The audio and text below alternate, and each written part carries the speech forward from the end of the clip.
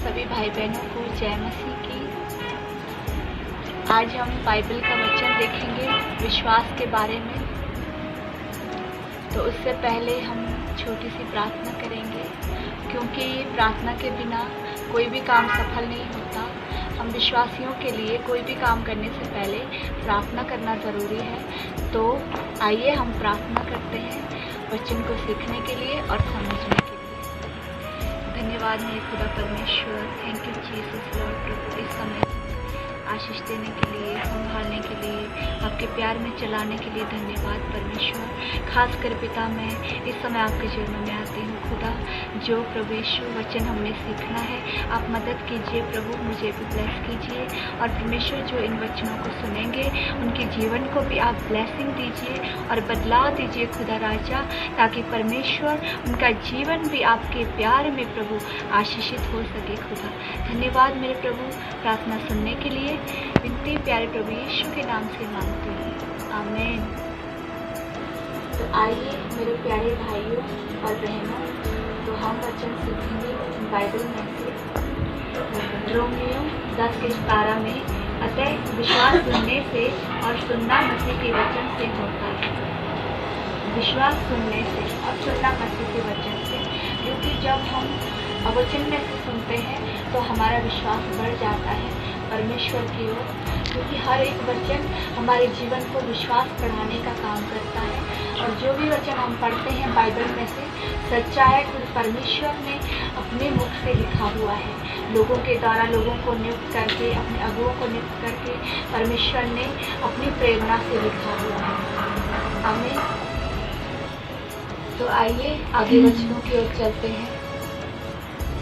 जब हम यीशु मसीह को ग्रहण करते हैं तो सबसे पहले हमारे जीवन में विश्वास का होना ज़रूरी है।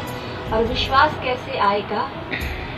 परमेश्वर के वचनों को पढ़ने के बाद। वो वचन हमें मिलेगा बाइबल में, और इन वचनों को मिलने के बाद हमारा जीवन चेंज हो जाएगा और विश्वास में बढ़ने का काम करेगा।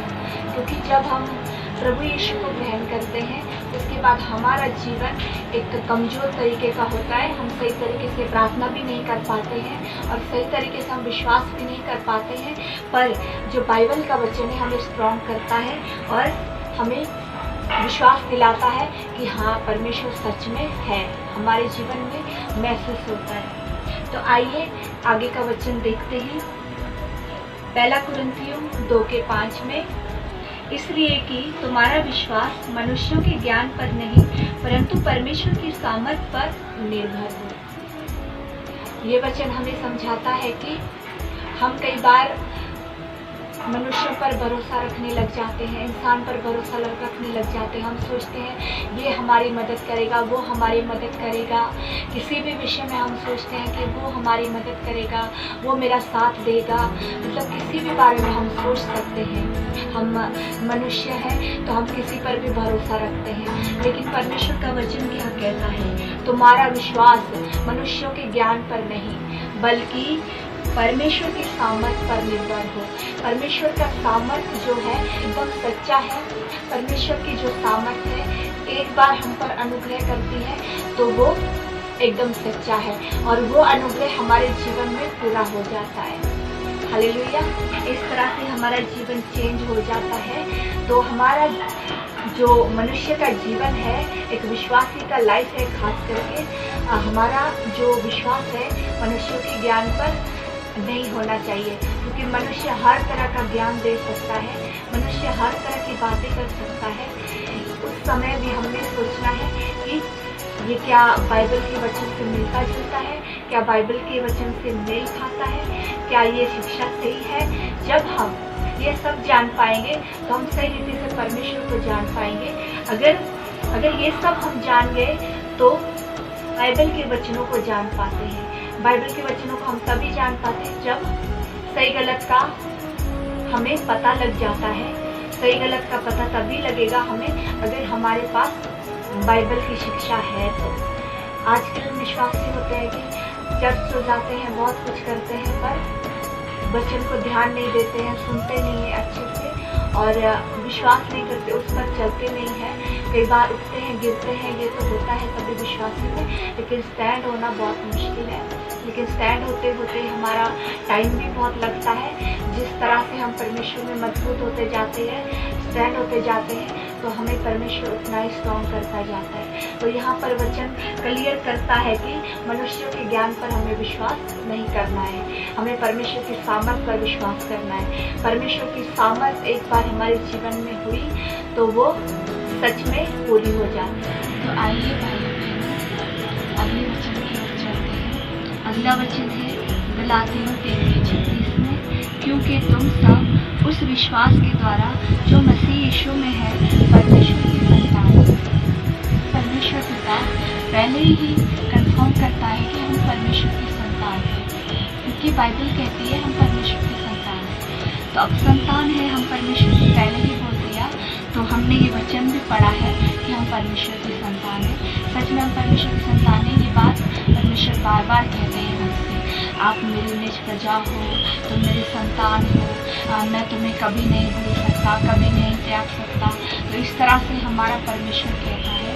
हमारा परमेश्वर धर्मी है, सर्वशक्तिमान है, फिर भी हम इंसानों को अपने संतान कहता है परमेश्वर। कितनी बड़ी बात है कि हमें सर्वशक्तिमान परमेश्वर हमें संतान कहता है। तो हमें भी संतान का पूरी तरह से फर्ज निभाना है, क्योंकि कई बार हम विश्वासी बन जाते हैं, जीवन चलाते हैं, विश्वासी के नाते हम बढ़ते हैं, चलते हैं, तो हम परमेश्वर के अनुसार का जीवन नहीं जी पाते। कई बार हमारा जीवन अटपटा होता है, बेकार टाइप का होता है, संसार की रीति होता है। तो यहाँ पर बाइबल कहती है संतान तो हम बन गए, संतान बनने के बाद हमारा जीवन भी फ्री हो जाता है संसार के जैसा। तो हम सब आज निर्णय लेंगे कि जो परमेश्वर ने संतान कहा है, हम संतान की तरह काम करें और परमेश्वर की इच्छा से जिए और परमेश्वर के लिए एक बड़ा फल लाए, उसके संदेश को फैलाए और उसके प्यार को लोगों में बांटे और हमारा जीवन एक पवित्र और निष्कलंक रखे, जिस तरह का बाइबल हमें कहता है कि हमें ऐसा जीना है। एक पवित्रता का जीवन जीना है, निष्कलंक जीवन जीना है, धार्मिकता का जीवन जीना है और हमारे जीवन में कई प्रकार की बातें परमेश्वर हमारे जीवन से कहता है। तो हम अगर संतान है तो इसी तरह से हमने सोचना है कि हम परमेश्वर की संतान है, हमें भय रखना है, डर रखना है। कोई और हमें देखे ना देखे, पर हमारा परमेश्वर हर घड़ी, चाहे हम कमरे में रहते हैं तो भी, चाहे हम कहीं भी रहते हैं, किसी भी जगह पर, परमेश्वर हमें हर घड़ी देखता है, हम क्या करते हैं, क्या नहीं करते, सब कुछ परमेश्वर जानता है। तो हम परमेश्वर को झूठ नहीं बोल सकते, ना ही हम धोखा दे सकते हैं परमेश्वर को। तो आइए हम सब निर्णय लेंगे अपने जीवन में कि हम सचमुच में परमेश्वर की संतान हैं। आइए हम अगले वचन की ओर चलते हैं। अगला वचन है नीति वचन 10:22 में, यहाँ पर लिखा है, धन यहोवा की आशीष फिर से मिलता है और वह उसके साथ दुख नहीं मिलाता। हालेलुया। यहाँ पर वचन कहता है धन यहोवा की आशीष से मिलता है, उसमें वह दुख नहीं मिलाता है। जैसे कि हम जानते हैं, हम संसार में बहुत कुछ पाने की कोशिश भी करते हैं और कई बार पा भी लेते हैं, कई बार हम हासिल भी कर लेते हैं, बट उसको हासिल करने के बाद हमारे जीवन में वहाँ पर कुछ ना कुछ तो दुख जरूर आता है, कुछ ना कुछ तो हम दुख में मिले हुए होते हैं। लेकिन जब हम परमेश्वर के साथ रहते हैं, परमेश्वर की संतान बन जाते हैं, तो यहाँ पर क्या कहता है, धन धन सिर्फ ये धन की बात नहीं हो रही है, कोई भी बात, परमेश्वर की ब्लेसिंग हो या हमारे जीवन चलाने की बात हो, कोई भी बात हो, परमेश्वर कह रहे हैं जो आशीष परमेश्वर देता है, जो आशीष परमेश्वर देता है उसको